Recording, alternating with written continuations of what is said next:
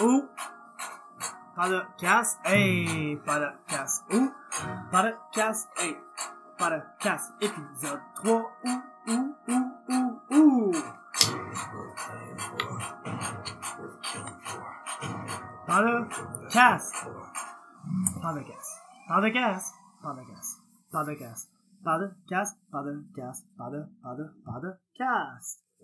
What's up, podcast.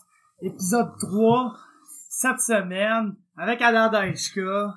Grosse semaine, mon Adam. Ouais, quasiment, rendu là, je suis quasiment un invité spécial. Rendu là, quasiment un invité spécial, pis écoute, on tournera par l'entour du pot, c'est le 3e épisode du podcast, on est là pour jaser. Ça va être un peu dur hoster mon propre show avec Fabio aujourd'hui. Exactement, donc c'est ça, Adam, il y a des choses à dire, il a envie de parler de toutes les choses qui s'est passées cette semaine et tout, fait qu'on niaisera pas, on va embarquer là-dedans, si ça prend tout l'épisode, ça prend tout l'épisode, si on a le temps de parler d'autres choses, on va essayer de vous parler du combat entre Francis Ngannou et Stipe Miocic en fin de semaine. C'est sûr qu'on va avoir du temps, là. Fait que, on va faire un petit podcast, mais on va commencer avec Adam. Pour ceux qui vivent encore en dessous d'une roche, cette semaine, mardi, le 16, ça a été annoncé qu'Adam avait échoué son test antidopage d'après-combat. D'avant-combat, en fait, ça a été pris avant le combat, ça. Ouais, effectivement, avant le combat. Test antidopage d'avant-combat, au TKO 41 dans son combat de championnat contre Bakary Sako. Puis là, ça a été annoncé publiquement. Ça a pas été long qu'Adam il est sorti sur ma page à même temps qu'il a publié un statement confirmé que c'était un test échoué pour le cannabis. Puis le statement aussi, je peux vous le mettre en lien en bas si vous ne l'avez pas lu. Mais anyway, on a Adam ici pour parler de ça. Puis je le sais que vous avez entendu la version papier de ce qu'il voulait dire, mais là on l'a devant nous. Puis il va dire ce qu'il a envie de dire. Fait qu'Adam, la parole est à toi. Fais juste parler fort dans le micro pour que les gens t'entendent parce que je le sais qu'ils ont envie d'entendre ça. Ben, tu sais, non, ben, on va y aller de façon de discuter et tout ça, mais c'est ça, c'est sûr quand ça a sorti, ça avait l'air c'était un peu ça avait l'air harsh, là, je sais pas comment traduire un peu ce mot-là, ça avait l'air lourd, honnêtement, là, surtout la façon que ça avait été annoncé, là, dans Daishka échoue un test d'antidopage, mais il y avait aucune c'était pas précisé pourquoi non plus, pis je trouvais que c'est quand même important de ma part de clarifier ça, de faire face à ça le plus rapidement possible. De pas essayer de le cacher, ou pas de nier, ou whatever. J'en ai parlé avec mon équipe, c'est ça qu'on a vu qui était important de ça aussi, d'aller d'avant avec ça, d'en dire la vérité. Écoute, j'ai pas grand chose que je peux faire non plus contre ça, là. C'est arrivé, j'ai fait un mauvais choix, écoute, j'étais stressé 2 semaines avant le combat. J'ai décidé peut-être d'essayer de trouver un anti-stress de façon plus naturelle. Puis écoute, c'est moi qui ai été négligent là-dedans. Là. J'ai manqué de négligence envers mon sport. Puis tu sais, je suis un professionnel dans ce sport-là. Faut agir en professionnel. Puis c'est des choses que j'apprends aussi. Là, tu sais, veux pas. Comme j'ai expliqué plus tôt cette année avec Monsieur Kenwong, il me dit vas-tu t'habituer un peu à ça, tu sais, ma vie change rapidement, tu sais, là je vois que les choses personnelles ils peuvent se rendre sur un niveau public, tu sais, ça a été dans les journaux même depuis mardi, là je suis dans les journaux de ma ville, c'est pas une grosse ville, mais écoute, c'est quand même je réalise que, ok, là, c'est vrai, on est des vrais professionnels, il y a du monde qui dans un sens, look up à nous autres, puis il faut agir en sorte, là. Des gens qui étaient leur idole, là, carrément, des plus jeunes qui regardent ça, puis qui savent que c'est un Québécois, puis c'est une organisation québécoise, puis de voir faire les choses que tu fais, tu sais, à l'échelle que t'es fait, qui est quand même une grosse échelle, on se le cachera pas de TKO. Quand Stéphane Patry dit que c'est la plus grosse organisation au Canada, il y a pas tort, non, il y a absolument pas, il y a pas tort. On a la plus belle plateforme. C'est l'organisation qui va avoir les meilleurs match-ups. Absolument, on a la plus belle plateforme canadienne. Côté production, en plus, incroyable, c'est difficile de se faire de passe, lien direct avec les UFC, on se le cachera pas que c'est le but final de tout le monde. Là. Ah, effectivement, là, c'est une belle place à d'être, c'est une belle organisation. Aussi, c'est une organisation qui a un peu montré qu'il y avait une recette gagnante dans cette organisation-là. Les gens ont été champions dans cette organisation et qui ont su défendre le titre et rester champions dans cette organisation-là. Si je me trompe pas, il y en a pas un qui a monté au niveau du UFC, là. Je pense pas qu'il y ait un champion de TKO qui est resté simplement ici, là. Non, c'est ça, pas mal tous les plus grands. Ouais, ils ont pas mal passé à autre chose. Stan Stone, Joe Champion, pas de côté. On parle tous de ces grands noms. Exactement, mais tu sais, même Stéphane Vigneault, il est allé au UFC, l'Oiseau est allé au UFC, il y a plein. Tu sais, des Harmonics se sont fait connaître au TKO. C'est ça, exactement. Ça, c'est devenu une légende du sport. Tu sais, sûrement, ça va être un Hall of Famer, ce gars-là, tu sais. Ouais, je suis pas contre l'idée. Non, moi, je le verrais. Il y a pas beaucoup de temps dans l'UFC en tant que tel, mais non, mais dans le sport. Ici, ouais, pis ça appartenait à UFC, pis... Tu sais, dans le temps que tu battais à TKO, c'est un des parce que l'UFC arrêtait à 155. Il voulait pas avoir de division plus basse. Fait qu'il faisait par là, mais... c'était un des gros noms dans la division quand ils les ont emmenés, là. Non, exactement, tu sais, c'est un peu... tu sais, être champion au TKO puis de défendre son titre de champion au TKO puis de bien performer là, c'est un peu comme avoir un pocket ace, tu comprends, là, tu sais, t'es bien placé, là, c'est ça, t'es bien placé, là, les chances sont bonnes, les chances sont ton bord. Ouais, pis comme tu me disais un peu, le gros, t'as l'impression que avoir un rôle de champion, c'est un rôle qui est plus important à respecter que le rôle de combattant normal, puis c'est un peu par rapport à ça que tu trouvais que t'avais peut-être comme un peu laissé tomber les partisans, l'organisation. Ouais, mais non, mais c'est sûr que oui, on peut dire que c'est plus important, que ça a peut-être un peu plus d'ampleur, mais t'es un professionnel. Tu sais, si t'es un fan de combat, t'aimes les combats, t'aimes la TKO, t'aimes les combats de la TKO, tu vas pas juste triper sur les gars qui sont champions. Tu vas aimer tous les gars. Fait que tu sais, on s'engage à être des role models dans un sens. On s'engage à avoir une bonne image, à prôner aussi, tu sais, la santé, une bonne image, la discipline, tout ça, pis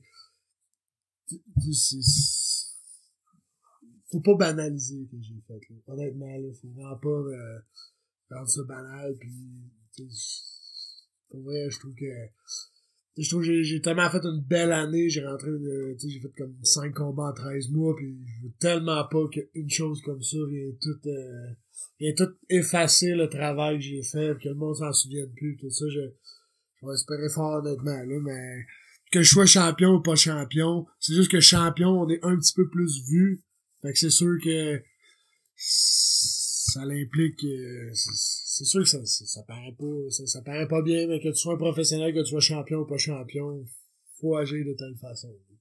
Non, je comprends. Parce que j'ai cru peut-être percevoir, t'aurais été comme un peu pris par surprise par toute cette situation-là. Pas tant du fait que t'as été testé, mais du fait que t'as été testé positif pour justement le cannabis, quand, comme t'as mentionné, t'avais fumé 2 semaines avant ton combat, pis tu consommes pas vraiment pendant ton training camp, fait que... Non, exactement, là, tu sais, j'avais pas, tu sais, mais écoute, tu sais, j'ai quand même, on se le cachera pas, là, j'ai une masse grasseuse, tu sais, j'ai quand même gras, tout ça, j'étais allé m'informer par après, là, c'est sûr que là, on se met à creuser un peu plus dans la situation qui nous parle, qui se passe présentement dans notre vie, fait que c'est sûr que j'étais allé, m'informer un peu, j'allais chercher des informations, puis ça peut rester quand même longtemps dans le système du cannabis. C'est considéré peut-être dans les drogues douces ou whatever, là, mais ça, on va pas rentrer sur le débat, mais pour une drogue justement qui est un peu moins nocive, mais reste beaucoup plus longtemps que les autres drogues qui sont quand même beaucoup plus nocifs, là, genre, c'est comme exemple la cocaïne ou des amphétamines ou des choses comme ça vont rester moins longtemps dans le système, c'est un peu impressionnant. Fait que, écoute, j'étais à 2 semaines de ma compétition, j'en avais, j'en avais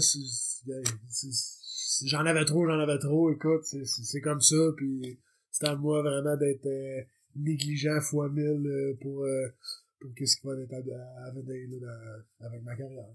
Ouais, parce que, tu sais, dans le fond, à ce que je peux comprendre, quand t'es arrivé au TKO pis que la régie t'a testé, toi, tu stressais pas, là, à ce moment-là. T'as pas dit, oh my god, je vais te tester positif pour le pot. Non. Il y a rien de ça que t'as passé par la tête, t'as fait, oh, un piss test, tu l'as fait, pis merci, bonsoir, tu sais. Demande à qui était dans mon coin ce soir-là, le monde avec qui j'étais dans la même, warm-up room que Mario, tout ça, j'étais content qu'il y ait des tests, moi, ce soir-là, honnêtement, j'étais comme, bon, On va voir qui fait des stéroïdes, on va voir s'il y en a qui trichent, on va voir si, tu sais, il y en a qui sont un peu boostés ici. Le premier qui sort, c'est toi, puis ouais, tu sais, j'étais quand même heureux de ces tests-là, le premier qui se fait flaguer, écoute, c'est moi, puis ça fait ça un peu, ouais, ça fait pas une super nouvelle, mettons, là. Ouais, mais tu sais, autant que tu dis que tu veux pas que ça soit pris à la légende à cause de la substance, je sens que c'est vraiment important pour toi de quand même sortir et dire que c'est ça, là.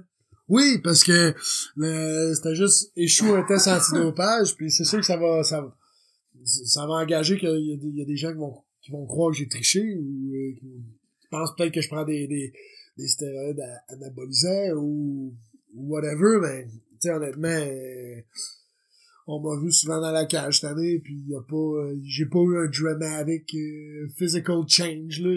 J'ai ma bedaine since TKO 36, là. J'ai gardé pas mal la même shape, là, un peu variée de 5 à 7 livres au courant de l'année, mais veux pas, je suis toujours pas mal arrivé comme ça, et je suis un gars qui aime ça manger dans la vie, mais tu sais, j'ai pas une shape de stéroïde de man ou whatever, là, pis c'était important pour moi que le monde,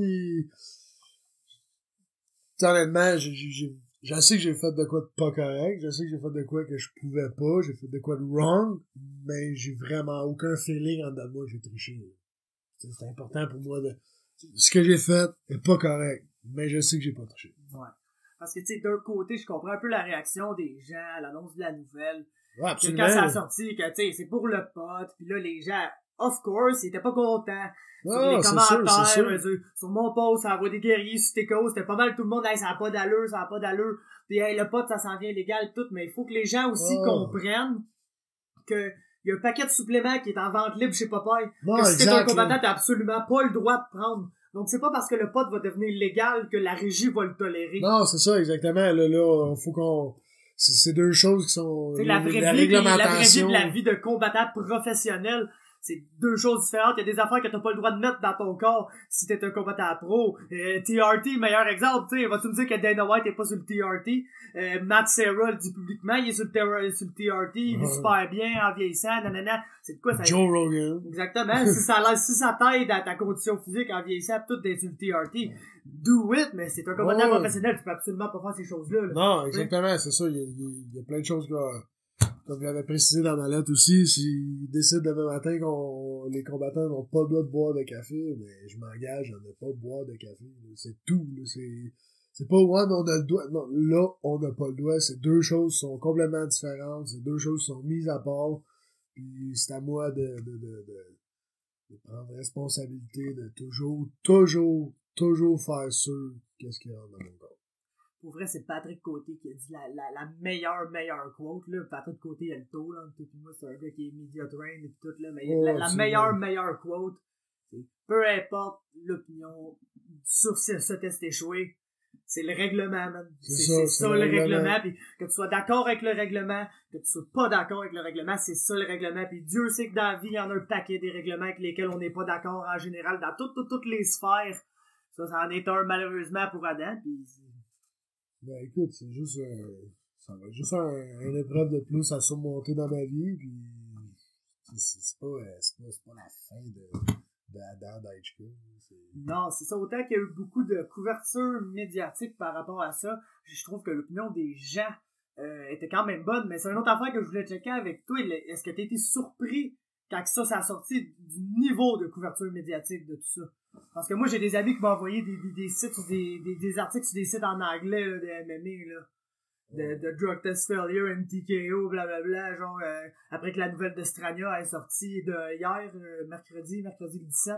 Oui, exact.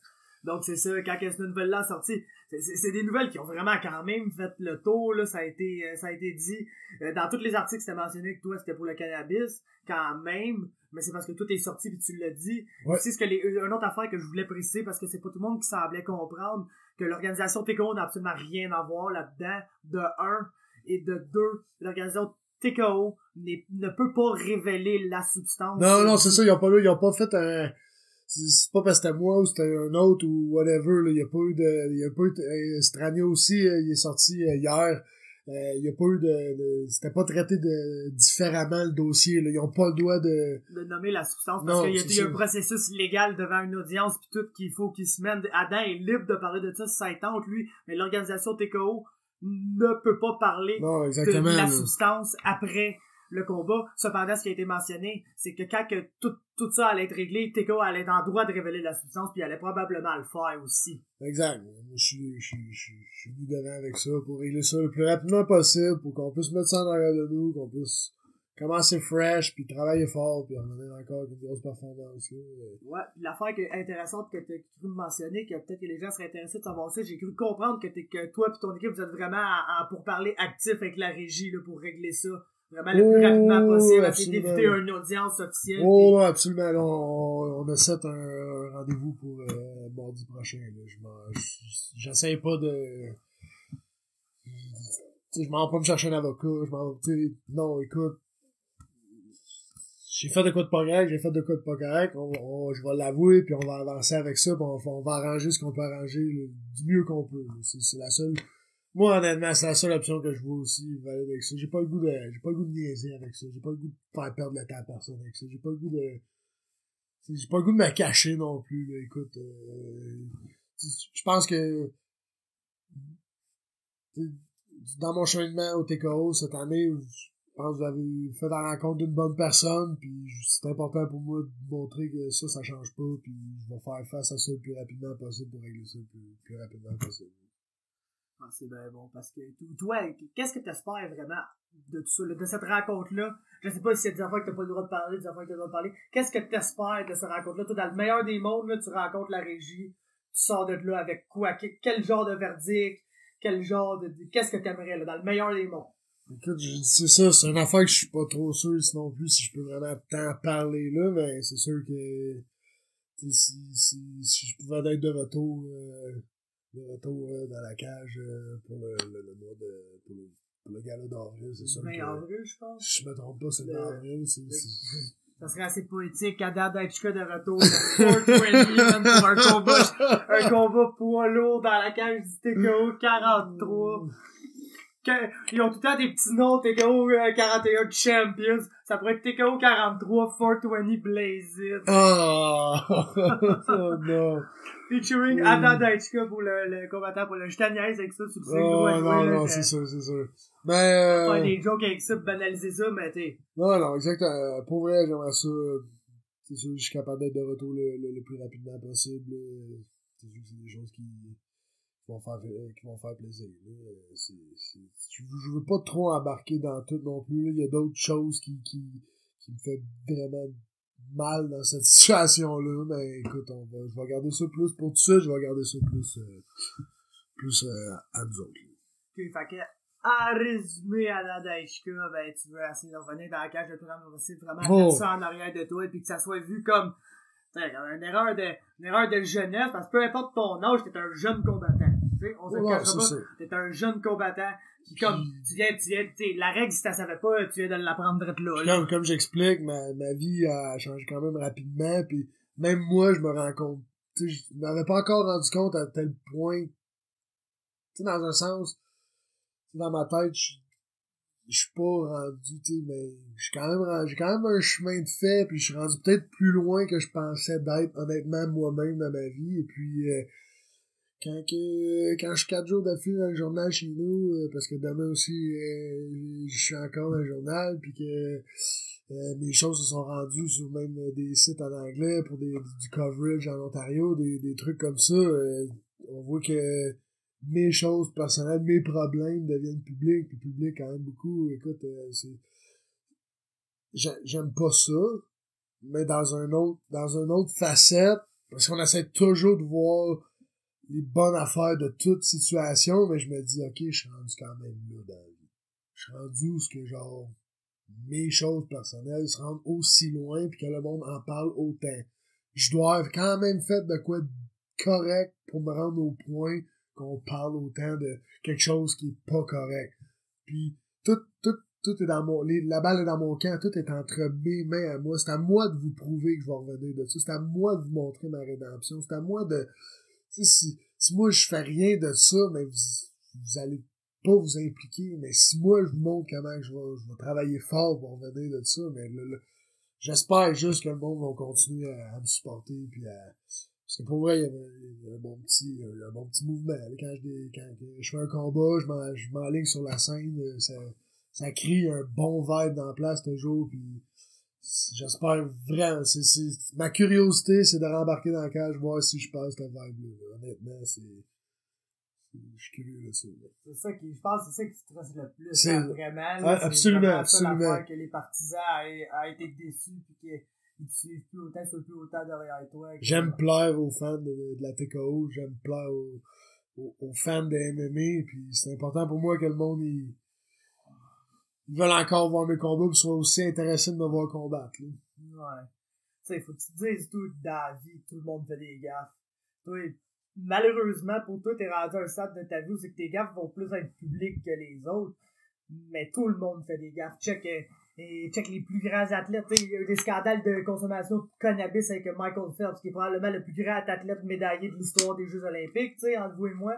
Et puis, c'est de la manière que la personne fait face à ça, puis réagit à ça. Puis je pense que t'as vraiment bien fait les choses. T'as fait les choses comme je sais, la personne que je te connais aurait fait les choses. Sorti, Merci. aller de l'avant, genre vraiment, dire, regarde, I fucked up, I will do what I need to do, puis Exactement. on prend nos responsabilités pour nos actions, puis c'est vraiment pour ça, parce que regarde, il y a des combattants dans l'UFC qui ont fait des tests de stéroïdes straight up. Le premier exemple qui me vient en tête, c'est Gilbert Melendez, parce que moi, ça, c'est un de mes combattants préférés, puis c'est fait pogner, je pense, elevated testosterone level, tu sais, genre de quoi de vraiment basic, qui a mal fait son six, il faisait un six ou de quoi, puis il a carrément avoué, man, il a dit, écoute, regardez, c'est une blessure, man, pis c'est ça qui est arrivé. Regarde, je l'ai faite, là. Je suis désolé, tout le monde, c'était pas correct de faire ça, mais je l'ai faite.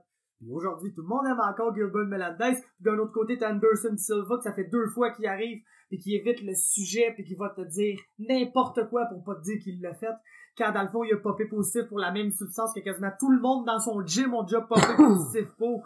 On pense à tout le monde de Black House, Brian Ortega, Kevin Casey, Pedro Munoz, ça a tout popé pour la même substance, ça a toutes eu des suspensions pour la même substance. Fait tu sais, pis on le sent, là, veut pas qu'Anderson Silva, oui, c'est encore un combattant à culte, mais il y a moins d'excitation, les gens aiment moins, idolâtrent moins Anderson Silva. Absolument. C'était, pis c'est parce que lui, il est arrivé des affaires de même, pis il a pas bien aidé là avec. Mais aussi, toi, au moins, tu vas avoir eu l'honneur d'avoir pris tes responsabilités là en main pis d'avoir été de l'avant. Ah non, on va faire face à la musique comme on dit, puis écoute, y a pas si j'avais été testé à vraiment chaque combat cette année, il y a pas un test qui aurait popé positif, exemple pour des substances de performance, de haute performance.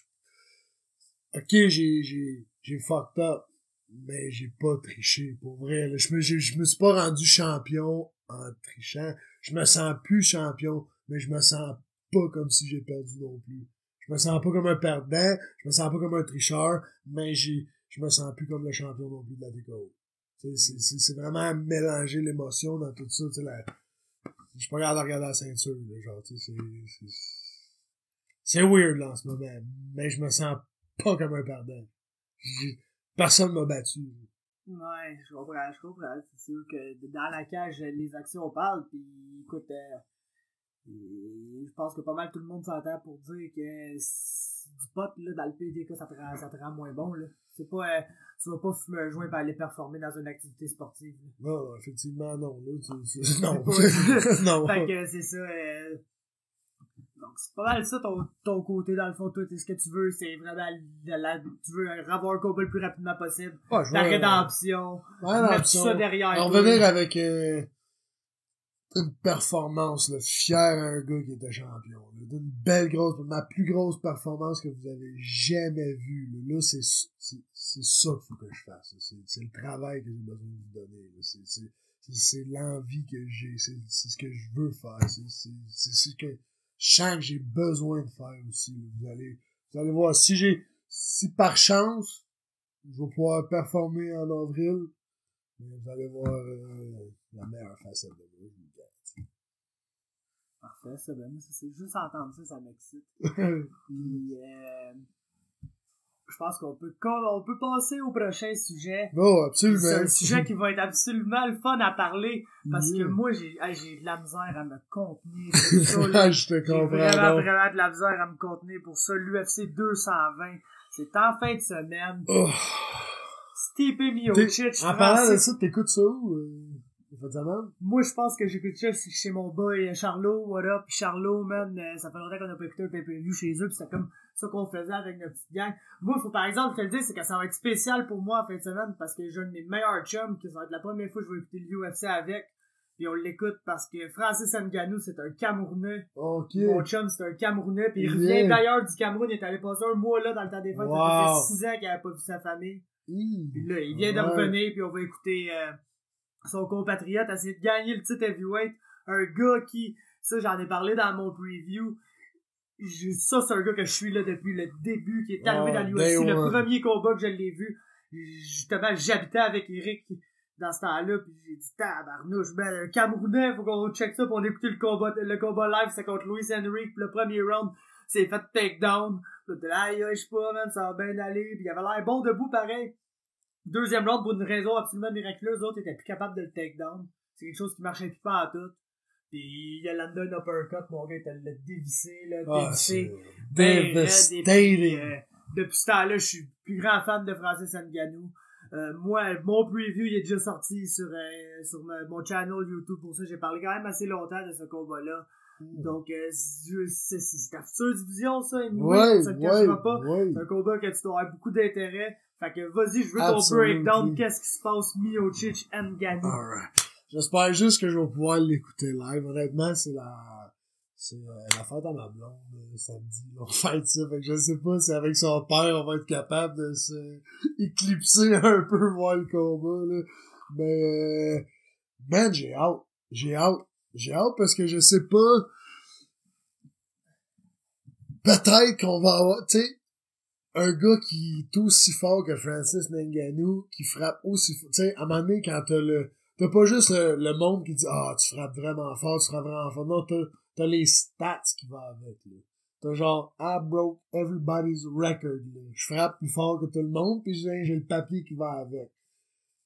À un moment donné, tu y crois, tu sais, pas juste tu sais, tu pitches tout là-dedans, là. Peut-être que le gars, il est rendu à un point où il croit trop en sa puissance. Puis des fois, ça peut te backfire dessus. Est-ce qu'on arriverait à la première épreuve que Francis Ngannou va se faire backfire by his own power, genre? Parce que, on sait que cette épée, regarde comment il a clip, Fabricio Werdum en reculant pendant que Fabricio courait après. J'avoue que Fabricio was hurt. Il y avait, fight or flee. Tu te fais faire mal, t'as deux réactions. You gonna fight or you gonna flee. Fabricio, he fighted. Il a avancé. Il s'est fait clip en avançant, mais il était déjà shaky.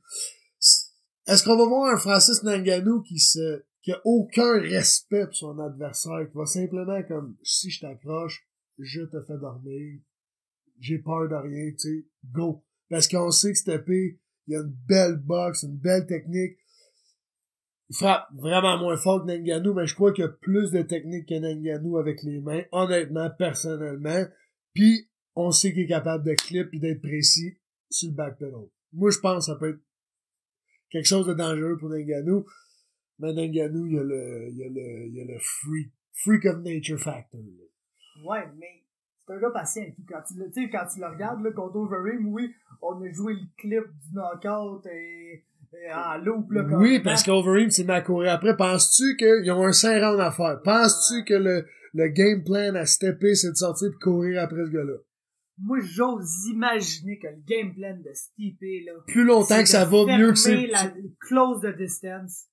Puis, faut que tu essayes de clincher avec vraiment le plus possible. Puis même si tu te rends compte que, oh shit, il est plus fort que moi physiquement, puis il est capable de me virer dans le clinch contre la cage, il faut que tu sois tellement persistant avec ton clinch que tu mettes dans la tête à Ngannou que c'est un combat de lutte.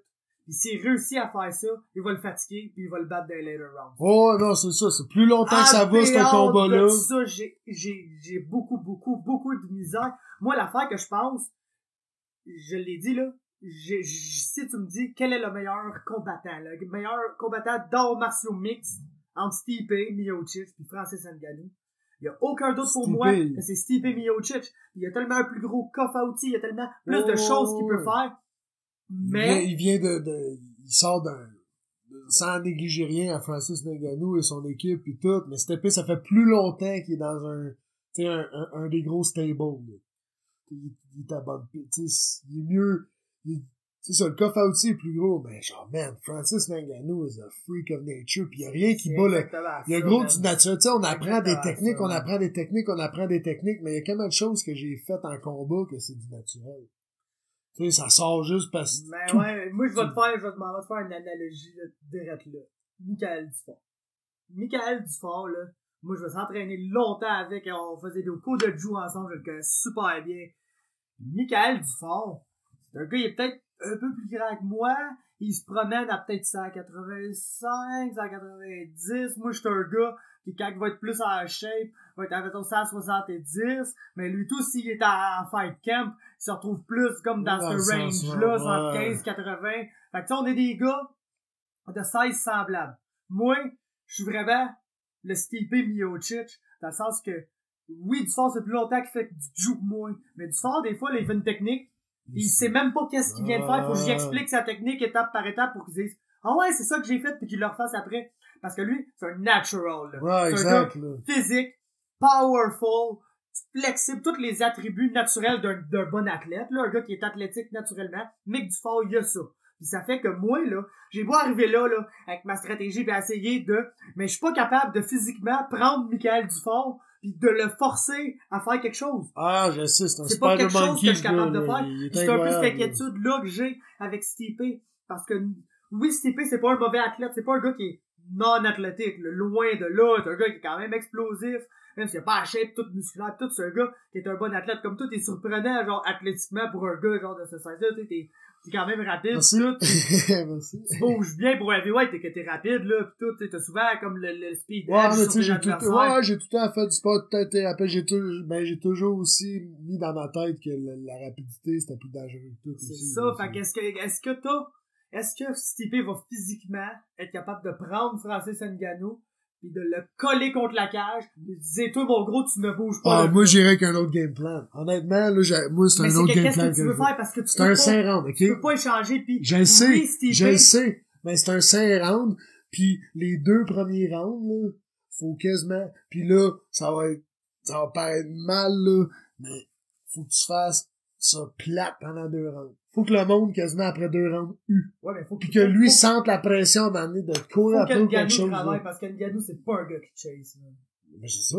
Mais si Stipe chase. Stipe et tout, c'est un gars qui chase. Oui, mais c'est un gars qui fait les deux. Et là, il va falloir qu'il break, pis que là, il fait juste essayer de rentrer là, pis si ça vient plate, c'est pas de ma faute si c'est plate, là. C'est lui, forcer l'autre à sentir la pression du crowd. On va aller Fred Paul, là, on va aller travailler, là. Joe Valley, ouais, ok, je pensais que tu, ok, je pensais que tu, non, c'est ça. Exactement, il essayait de l'autre qui avait pas envie de travailler contre parce que le jab faisait chier, Joe, il fait long, pis, c'est comme, tu sais, c'est pour ça que c'était pas un bon combat. Ouais, exact. Mais il a pas le choix d'essayer de faire 2 rounds de même, pis de se faire brûler de jus juste pour arriver. Mais est-ce que ça va être brûler autant de jus que si tu le forces à lutter quand c'est pas un lutteur? Parce que moi, le gros, là, ouais, mais il est moi, je te le dis, là, moi, plutôt, on se met à rouler, moi contre toi, là. Pis, t'as beau, là, être top control, tu peux même me ground and pound si tu veux. Je te le dis, j'ai probablement plus de cardio que toi au sol. J'en suis convaincu. On met les gants, là, on fait un 3 minutes, même, pis j'ai la langue à terre, même si tu me tagues pas avec un gros punch. Parce que je fais pas beaucoup de stand-up, j'ai donc pas un cardio de stand-up, et oui, eux, ils font tout, on se le cache pas, ils font tout, mais quand t'es un combattant debout, naturel, ça va naturellement te prendre plus d'énergie de lutter. Ouais. Fait que même si Stipe le lutte, même s'il y a pas beaucoup de succès, s'il réussit à le garder proche de lui, même si Ngannou réussit à pogner une meilleure mais ça se peut que ça soit toi qui se brûle, là. Ça, c'est la beauté d'un match, là. Stipe, il a wrestle Mark Hunt pendant 3 rounds avant de le take down pis de le brutaliser comme personne n'a jamais brutalisé Mark Hunt. C'est ça la beauté de la chose. On l'a vu faire un brawl de 5 rounds contre JDS pis il était top shape à la fin, Stipe, là. Fait que ça, je peux pas m'en Oui, faire. mais il est pas la même genre de bête dans les mains non plus, là. Non, moi, ce que je pense personnellement, c'est que au final, même si Stipe réussit à closer à distance pis à lutter, si Ngannou il est moindrement intelligent, quand il va réussir à virer ça dans le clinch, il va séparer pis il va lancer des mains. Je check Chuck Liddell.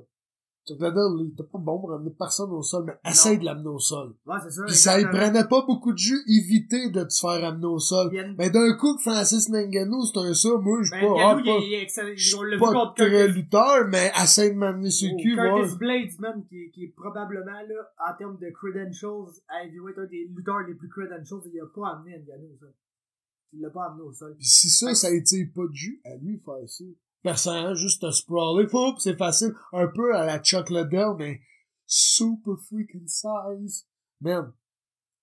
Si cette épée finit par se brûler à essayer de shooter dedans, pis que l'autre, ça y fait rien, pis qu'il brûle le jeu à cette épée, c'est ça la beauté d'un match, c'est de voir les entraîneurs-chefs en arrière de ça, comment ils ont organisé le game plan, puis qui va suivre le game plan, puis qui a eu le meilleur game plan. Ça, c'est un match où ce que je dis, tu sais, des fois, un game plan, j'ai commencé à suivre le game plan. Tu sais, moi, même qu'avant, je pensais game plan. On s'en fout de game plan. Anyway, j'ai tout le temps écouté Mike Tyson. No, you maybe got a game plan, but once you get popped in the chin, you ain't got no game plan no more. Fait que je me suis tout le temps dit, un game plan, ça sert à rien. Mais rendu à ce niveau-là, je pense vraiment que ça va être une question de game plan qui va aller chercher la victoire. Qui c'est qui va avoir le game plan? Man, c'est ça, c'est, pas vrai, là. C'est le genre de combat à 25 cents, là. Flip a coin, là. Je suis tellement tiré des deux bords, là. Je trouve que c'est d'un bord. Francis Ngannou, man, c'est un film, sa vie, là. Le gars, il creusait dans le sable, genre, toute son enfance, là. Il était homeless, là, genre 5-6 ans, pis là, he's fighting for the strap of the world. Ce gars-là, sa vie, c'est un film, t'as steppé, le gars. Il veut pas lâcher sa job, c'est un pompier, il aime sauver le monde. C'est un malade steppé, c'est un straight up, genre, tu peux pas haïr un ou l'autre. Tu peux pas, genre, faire comme, je veux qu'un perde. Je souhaite aucun malheur à ces deux gars-là. Je vais, que un ou l'autre gagne, je vais être content et triste. Je vais, tu sais, c'est dur, c'est pas vrai, c'est vraiment dur. C'est comme ma mère, qui à chaque fois qu'on écoute la finale de la Coupe Stanley, même si son équipe gagne, elle est genre, je suis vraiment contente, mais elle pleure parce que l'autre équipe, check comment ils ont l'air déçus. Je dis, ouais, mais maman, c'est les Bruins, genre. Ah, mais il y a des gens qui ont de la compassion, de Brad l'empathie, Marchand, là, il est tout triste. Je dis, mais c'est Brad Marchand, maman, tu sais. Donc, c'est ça qu'on veut, que Brad Marchand soit triste, tu sais. En tout cas. Empathique, man. Mais, non, tout ça pour dire que moi, ouais, moi, ma prédiction, c'est straight up Francis Ngannou KO first round. Oh, damn. Ouais. Oh, ouais, les gros.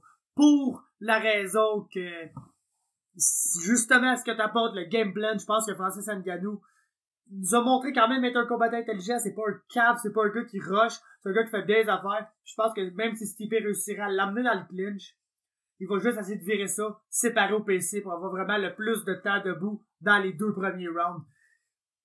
Gros, t'as vu, le gars, il a un don, là, pour trouver ton menton dans un échange. Oh, non, absolument. Il y a un don, il sait que ton menton va être là, pis il est capable de générer le power avec tout son corps. Ses uppercuts, c'est dégueulasse, mon gars, quand ça touche. Pis Stipe, excellent boxeur. On l'a vu devenir reckless contre Alistair une couple de fois, pis il s'est fait dropper, pis il a failli se faire passer une guillotine. Effectivement, oui. Ça me fait peur, ça. Fait que c'est pour ça que je pense, j'ai pas le choix d'y aller pour Francis Ngannou au premier round. J'ai juste pas le choix. Oh, je comprends. Vraiment pas comment si. Quelqu'un va me dire ça, je comprends. Puis quelqu'un va me dire le contraire, je comprends aussi.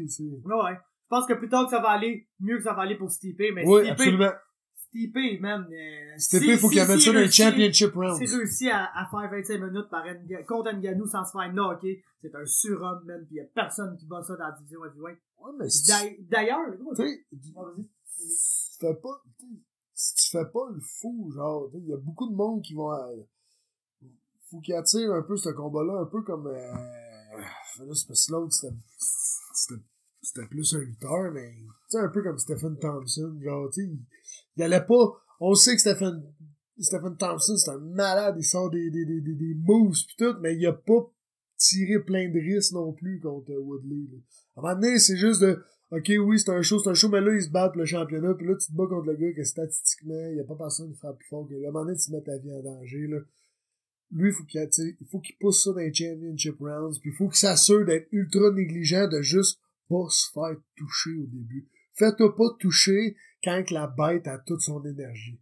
Tu vas pouvoir te faire toucher si t'amènes ça loin. Parce qu'à un moment donné, les frappes deviennent moins dures, c'est comme ça, t'as moins de jus, tu peux moins pousser tes shots. Il peut pas prendre une shot de Francis Ngannou, genre, dans le premier 8 minutes de ce combat-là. C'est pas sa meilleure, du moins, là.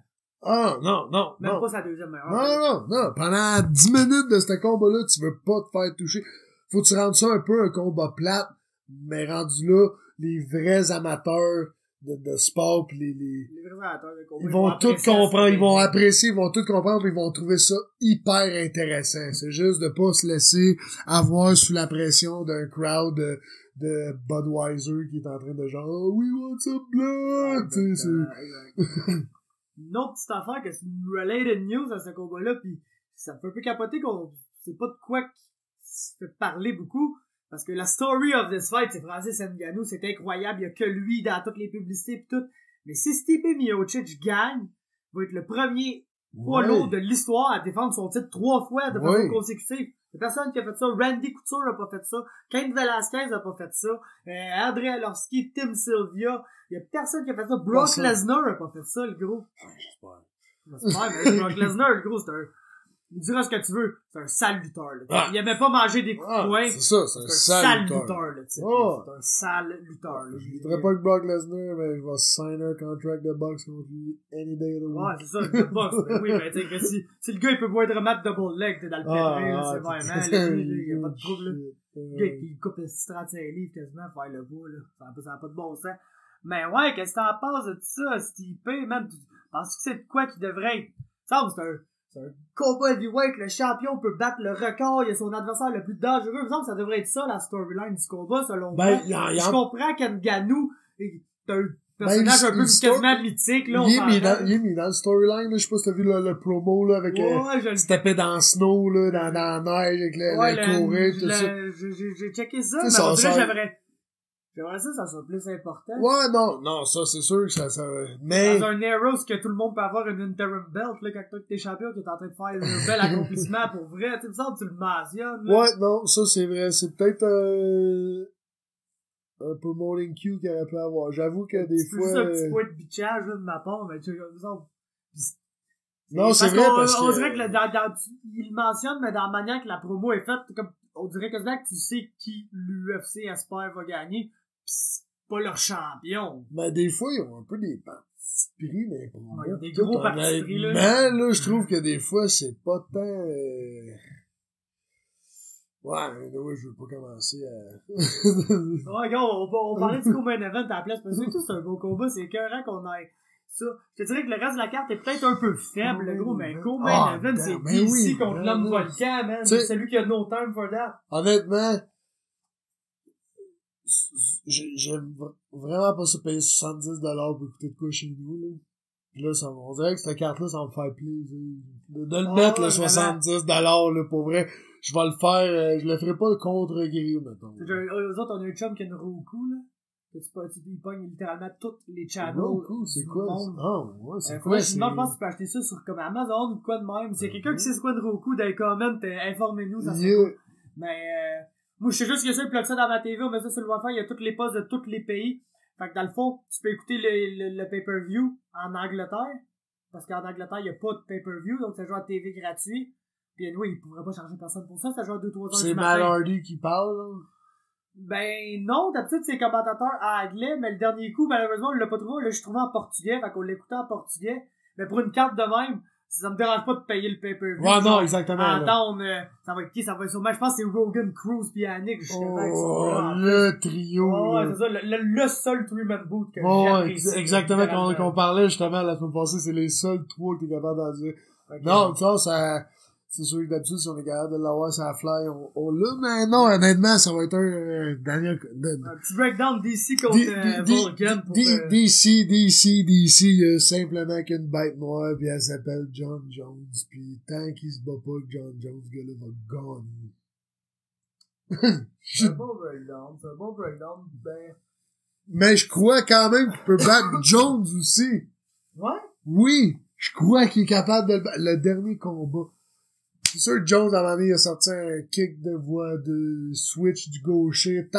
Lui, mais même que Daniel mettait de la pression dans ce combat-là. Puis les mains, il touchait, là. Il touchait bien, là, avec les mains. Il était capable de couper la tellement longue distance, là, je trouve que c'est pour un gars qui a commencé relativement tard aussi à se battre, là, tu sais, lui, il a fait sa carrière olympique avant ça. Tout, c'est juste à force de s'entraîner avec les boys, puis d'être le coach de lutte, puis sûrement commencer à faire du sparring, parce que ça a l'air le fun. Il s'est rendu compte que genre, mais attends, c'était quoi, c'était Strike Force? Il est allé genre... Ouais, il a fait le Strike Force Grand Prix, tout le monde était là, who the fuck is that guy? Ah, mais il est allé genre, what everybody's ass? Josh Barnett qui whippait partout. Ah, c'est n'importe quelle attaque. Genre, ce là c'est qui ça? Daniel Cormier, pis ils ont tous whip, Do you say Cormier ou Cormier, or probablement que ça savait pas comment dire son nom de famille, ouais. En plus, tu sais, un des meilleurs gars, man, en plus qu'il y a, là. Vraiment, en MMA, là. Ah ouais. Un des meilleurs dos de l'histoire que ce gars-là a en arrière de lui, man. C'est complètement fou, là. Ah, moi, DC, je qu'il a vécu, man. Il vient pas d'une place facile. Il vient de Lafayette, je pense, à New Orleans, là. Oh, c'est pas plus belle des villes, ça, mon gars. Je pense, crime, c'est quoi? C'est son beau-père qui a tué son père, littéralement, devant lui, pis il aimait les deux, genre, tu comprends? Pis c'est un chien devant pis deux qui a buté l'autre, fait qu'il a carrément perdu les deux. Il y a un enfant qui est mort, man. Lui, je pense, sa première, c'est une fille qui est morte. Il a failli se tuer en essayant de faire le poids à ses deuxièmes Jeux Olympiques quand il était capitaine de l'équipe wrestling qui a pas pu faire ses deuxièmes Jeux Olympiques. Ses premiers Jeux Olympiques, il menait 2-0 à une minute de la fin dans son combat pour la médaille de bronze. Il a fait une sale gaffe, il a donné 3 points, il a perdu 3-2, il finit 4e au monde. Il arrive à MMA, whip tout le monde à heavyweight, descend, laisse la place à son chum, whip tout le monde à 205, se fait péter par John Jones.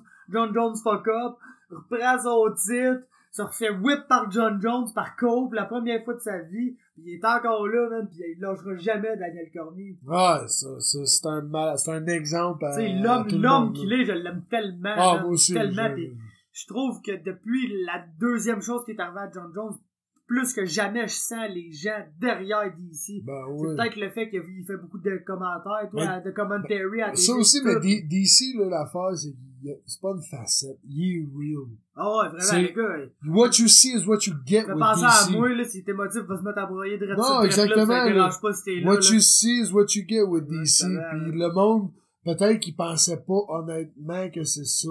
Mais là, le monde, il se rend compte que, OK, le gars, il a pas de facette, that's the way he is. Ouais, DC Train, come on, everybody, hop on it, là. Ouais, pis support DC. En plus, veut pas, Vulcan Nose de Mir, c'est une version cheap d'Anthony Johnson, là, c'est le même. Okay. La seule affaire qui est dangereuse, c'est que ça fait comme 3-4 fois que Henry Hooft a la chance d'affronter Daniel Cormier, là. 2 fois avec Anthony Johnson, je pense une fois avec Rashad. Non. Qui c'est? C'est qui l'autre? Et je sais que Henry Hooft, qui est le coach, là. Okay. Il a eu la chance d'affronter Cormier 3-4 fois, là. Avec ces gars, là. Que ce soit Anthony Johnson, que ce soit n'importe qui est un Black Zillion. Contre qui s'est battu. Fait que, tu sais, il est bien connu dans ce gym-là. En plus que Rockhold s'entraîne là, mais ça a fait tout un petit chiant, là, mais Rockhold l'a dit, moi, je m'entraîne pas avec Vulcan, là, gros, je m'entraîne avec Henry Hooft, pis je chill avec Vulcan, mais il est bien conscient que je suis un gars d'AKA, pis que je m'en vais pas rien dire sur DC, pis DC, c'est pas le genre de gars à venir me demander des infos sur Vulcan non plus, là. Tu sais, DC, il sait ce qu'il fait dans son coin, pis il a pas besoin de rien, là. Fait que, non, ça, la seule affaire que je me dis, c'est que ça fait comme, quand t'es un bon coach, un coach de haut niveau comme Henry Hooft, c'est un gars qui a amené des gars au très haut niveau. Quand c'est la 4e fois que t'as le gars devant toi, peut-être que t'as plus d'insight comment le battre, mais est-ce que Vulcan Ozdemir, c'est le gars qui peut faire ça? Oh non. Tu sais, son seul combat qui a duré plus que 40 secondes dans l'UFC, ça a été la split decision la plus sloppy de l'histoire de l'humanité contre OSP. Pis je suis pas sûr que je suis encore d'accord avec le fait qu'il a gagné ce combat-là à ce jour-là. Tu sais, c'est un genre de Grade B Anthony Johnson look-alike. À moins que la granite soit vraiment craquée durement avec le dernier knockout de John Jones. Mais gros, est-ce que mais il a quand même pris checké ce call-là récemment? Non. Gros, tu te rappelles-tu tout qu'est-ce que ça a pris pour pull out Daniel Cormier? Oh non, c'est ça, Il exact. il l'a pourchassé dans la C'est cage, ça. il a continué à le puncher, il a trébuché, puis là, le gars, il était de Moi, même je dans la m'en cage, souviens. il était le ground and pound. Gros, ça a c'est duré une c'est ça. éternité, Il s'est tout ça, là. relevé de ça, Puis pis ici, il s'est relevé de moi, ça. je m'en puis- souviens, lui, qui se fait smack de fuck par Anthony Johnson, quand Anthony Johnson, il a toute sa sauce, de son genre, dans la première minute du round.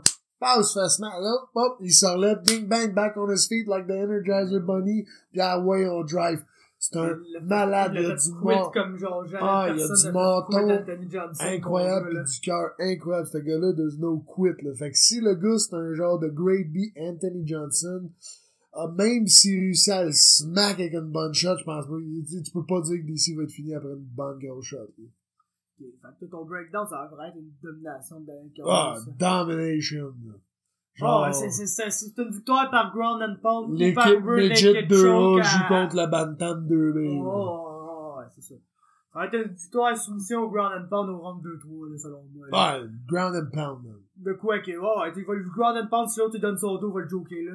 C'est ce que DC fait. Wow. Fait que, tu sais, j'ai pas trop de stress avec ça, man. Daniel Cormier all the way, pis je voulais qu'on parle d'un petit dernier sujet, pis ça, c'est 100% à l'improviste. Yeah, pas de problème. Parce que je sais que ça excite le monde, man. C'est du McGregor Talk, du Oh. gros McGregor Talk, parce que là, écoute, on entendait parler Tony contre Khabib, on sait que le combat avait été accepté des deux côtés. En plus, l'UFC 223 à Brooklyn, New York, où il y a quand même une très grosse population russe, on s'entend, man. Probably, yeah, with À the New York- mafia and à shit. New York, il y a une très très grosse population russe. Fait que Khabib, si tu veux le mettre en main event d'un pay-per-view à une place, c'est là que tu le mets. À Brooklyn, tu peux pas aller en Russie. Ouais, Et en non, plus, avec c'est les sûr. histoires de Ramadan pis tout, faut qu'ils se battent avant mai. Ok. Fait que c'est en avril, UFC 223, main event, Tony Ferguson, Khabib Nurmagomedov. J'ai littéralement vu l'article sur MMA Junkie avant qu'on commence à filmer le podcast, là, que c'était 7 genre official, Dana White l'a dit, tout le monde, toutes les parties le confirment, ça a lieu. Maintenant, ce qu'on sait pas, ça va être pour le titre par intérim, Ok, ou ou pour juste... le Full Lightweight Championship, le Undisputed Lightweight Championship. Ouais. On le sait pas, parce que Khabib il a vraiment dit publiquement que le combat contre Tony était accepté. Le seul hurdle qu'il y avait, c'est qu'il ne se battait pas pour un championnat par intérim. Il veut pas ça. Est-ce que l'UFC a donné plus d'argent puis il a accepté? Est-ce que il strip juste Conor? On le sait pas encore. Conor, ça fait combien de temps, là, qui Conor, aux dernières nouvelles, voudrait se battre en septembre. Il a gagné ce titre lightweight-là en novembre, là, 1 an. Fait que ça serait presque 2 ans où il est en santé, disponible, mais qui ne se bat pas. My God. C'est quoi tu veux? Qu'est-ce que tu veux de ça, toi? Tu veux que ça soit pour le full title? T'es-tu game que ça soit pour un interim title puis le gagnant pas avec McGregor en septembre? Qu'est-ce que t'espérais voir de ça? Ben moi, je pense que ce serait important de l'organisation de montrer à McGregor que, genre, t'es big, mais t'es pas plus big que l'organisation. Puis tu vas pas avoir tout à ton way. Puis écoute, ça fait 2 ans que t'es healthy. Je comprends, t'as un enfant, si tu voulais un break, ok. On t'a laissé aller en boxe. On t'a laissé faire ton money pay. Ok, Ils sont payés avec ça et tout, là, c'est pas pour rien que Dana White dit, ah ouais, 2017, vraiment une bonne année pour nous. Son 3e pay-per-view, le plus vendeur, a vendu genre 350 000 pay-per-view, là. Dans le temps, en 2008, il vendait ça sur un pay-per-view avec un main event nowhere, même pas de title match, juste parce que c'était UFC, il y avait minimum 350 000 personnes qui achetaient ça. À cette heure, tu mets Demetrius Johnson, tu casses les couilles à tout le monde, il faut absolument qu'il voit ça parce qu'il est incroyable, puis il vend 110 000. Genre. Ouais. T'sais? Fait que, est-ce que McGregor est plus gros que l'UFC? Peut-être, le gros, man. C'est ça le problème, là. Mais ouais, mais... oui, peut-être, mais c'est à UFC de leur mettre en... Comment le big. Tu sais, s'il enlève son title, t'en reviennes, tu pourras te battre pour, ou pis. Mais genre, non, ça fait 2 ans que t'es en santé, écoute, non, tu défends ton titre à un moment donné. Ouais. Je vais te dire les 2 points, là-dessus, par rapport à ça, puis après, tu peux réagir, voir si t'es d'accord ou pas d'accord, pis tout. Moi, j'ai 2 points, le principal. First, moi, les intérêts de l'UFC, je m'en balance, le gros. Ce qui est important pour moi, c'est les intérêts des combattants, vraiment à plus. Parce que s'il n'y a pas de combattants, il n'y a pas d'UFC, là. Fait que, pour la division lightweight, j'aimerais vraiment qu'il enlève le title à McGregor. Parce que Grimm, c'est la meilleure division dans le sport, man. Ils viennent de booker Dustin Poirier contre Justin Gaethje. Et des combats de même que, tu sais, tu vas toujours avoir un next guy non, c'est ça, la catégorie est incroyable, pis il faut garder ces gars-là hungry. Exactement. Puis le fait de se battre contre un fantôme, tu sais, Khabib, il en parle même pas de Conor McGregor. Avant, tout le monde était après Conor McGregor, tu sais, that's the money fight, pis tout. Puis là, les gens sont tellement pas confiants qu'ils vont revenir que le monde veut se battre contre Tony. À ce temps, il y a plus personne qui parle de Conor McGregor. Parce que, oui, si tu me dis, tu m'appelles demain matin, tu m'envoies un contrat avec le nom de Conor McGregor dessus pis sa signature, c'est sûr que je vais le signer le contrat. Mais est-ce que je vais courir après ce gars-là, là? Comme si j'étais genre le plus désespéré des petits. Ah non, c'est ça, exactement. Mané, les gars sont remplis de pride, là. Pour les gars qui sont là, pour les Kevin Lee, les Michael Chiesa, Dustin Poirier, Eddie Alvarez, Justin Gaethje, Edson Barboza. Tu sais, on peut en nommer longtemps, là, des excellents combattants. Des tops. Ces gars-là méritent d'avoir un title qui va se défendre, qui va être... Oui, pis d'avoir une race au title, là. D'avoir une legit race, là. Pas genre, on va racer pour encore 2 ans. En 2 ans, il peut s'en passer des choses, là. En 2 ans, tu peux avoir passé t'aurais dû avoir ton title shot à genre, you ain't relative no more. Passer de, j'ai un title shot qui est officiellement booké pour une carte de l'UFC contre Benson Anderson. Whoop, faut que je pull out parce que j'ai fait trop de commotion. Whoop, je travaille dans une mine. Shout out à TJ Grant. What's up, shout out. Combattant canadien TJ Grant. Le gros, c'est ça qui est arrivé, man. Il y avait un title shot booké. Fallu qu'il pull out. Pis le gars, man, il est trop fini à cause des commotions pis tout. Qui est un gars qui a même pas pris tant de dommages dans sa carrière, là. Pis gros, il est en retraite, lui, là. C'est fini pour lui. Pis son dernier combat avant de prendre sa retraite, c'est un number 1 contender match qu'il a gagné. Fait que, tu sais, ton window of opportunity, là. It's very short. C'est very short. Fait que ça, c'est mon premier point pour le bien de la division. J'aimerais vraiment ça. Puis mon deuxième point, McGregor est plus gros qu'un type. On s'entend. Qu'est-ce que tu préfères? Genre, si t'es l'UFC. Je parle pas de toi, parce que c'est sûr que si je te dis que tu veux que c'est McGregor contre Tony ou McGregor contre Khabib, c'est un combat qui t'intéresse, moi c'est un combat qui m'intéresse. Mais si t'es l'UFC, qu'est-ce que tu préfères? Que Conor McGregor défende son titre contre Tony Ferguson, ou que Conor McGregor ait plus de titre pis tu fasses la trilogie avec Nate, ou que Conor McGregor pogne GSP. Pas besoin d'avoir un titre pour ça, c'est le plus gros money fight que tu peux pas faire l'UFC. C'est juste ça qu'ils veulent à Star se payer, le gros. C'est juste ça qu'ils veulent. L'appât du gain, c'est le money fight. Quand ils vont pouvoir le faire, ils vont le faire. Même si GSP, on doit être très loin de même ça. Si ça défie toute logique, le gros, si GSP demain matin dit je suis en santé, je veux me pogner contre McGregor, Dieu sait que l'UFC va faire des pieds et des mains pour organiser ça, là. Quel poids? 110, le gros. GSP, c'est sûr que c'est sur bas, c'est à 170, là, il va pas se rebattre à 185, il est tombé malade à se battre à 185. McGregor va être bien content de pas cote de poids, là. Il se pointe à 172, lui, quand il se battait à 145 livres, il se pointait à 172 la semaine du combat. Fait que, c'est sûr que là, il a pris du poids, de se pointer à 180, il a coupé un petit 10 livres bien tranquille quand tu t'es bourré d'eau toute la semaine, pas compliqué, là.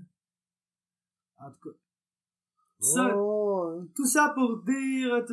Ben, moi, honnêtement, je trouve que, Kim, tu penses pas que ça ferait un money fight Conor contre Koukoué ou Conor contre Khabib? Conor va 1 million ou 1,2 million à tous ses combats.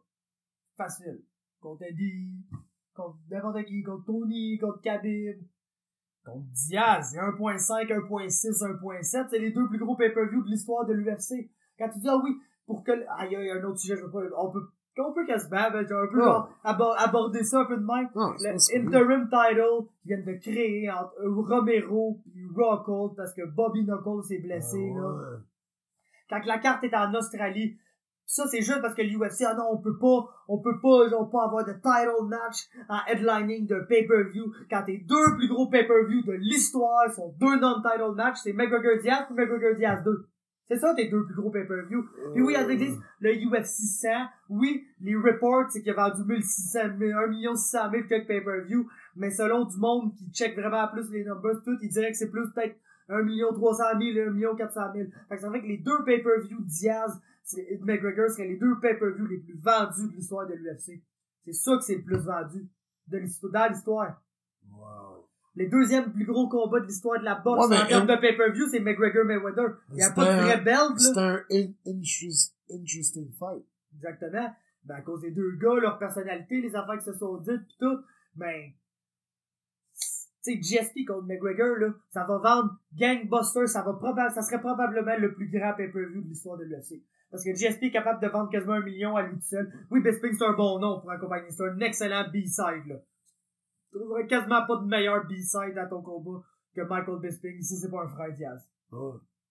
Fait que, oui, ça vendrait gangbusters, mon gars, parce que t'as carrément les deux plus gros A-side de l'histoire du pay-per-view qui s'affronteraient.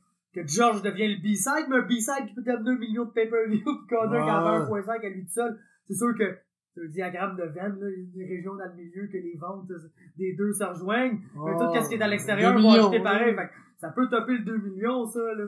Fait que c'est pour ça que je te dis que Conor est plus gros qu'une belt. Pis s'il y a plus de belt, tout ça c'est ouvert à toi.